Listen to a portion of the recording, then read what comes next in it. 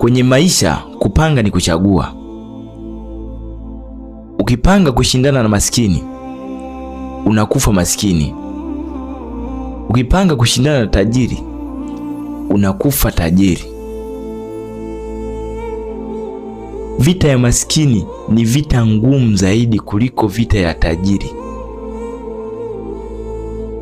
kwa sababu maskini ndio mtu pekee ambaye anaweza kujichanga akapata 600,000 akaipeleka kwa mtaalamu aende akakuharibia mipango yako wewe, na akiona mipango ameshindwa kuiharibu, anaanza kukutafuta mwili wako au haribu, akupe maradhi, akupe stroke. Umeelewa?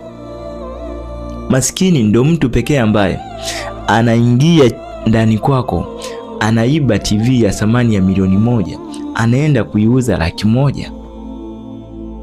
Unaona vita ya maskini ilivyokuwa ngumu. Lakini tajiri yeye hawezi kuchukua vitu vyako. Tajiri anaangalia kipaji gani ulicho nacho, anataka kitumie kutengeneza pesa kwenye maisha yake yeye. Anaangalia tajiri hana muda naye kusema usiwe akuendee kwa mganga akuroge ukae kwa hana huo muda. Tajiri anaangalia ulicho nacho wewe cha ziada, ili akitumie kwenye mambo yake yeye.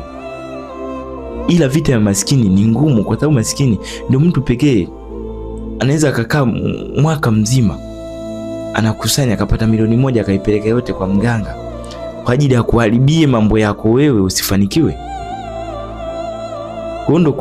Ndo uangalie utofauti wa tajiri na maskini. Ukichagua upande wa tajiri unakuwa tajiri, ukichagua upande wa maskini unakuwa maskini maisha yako.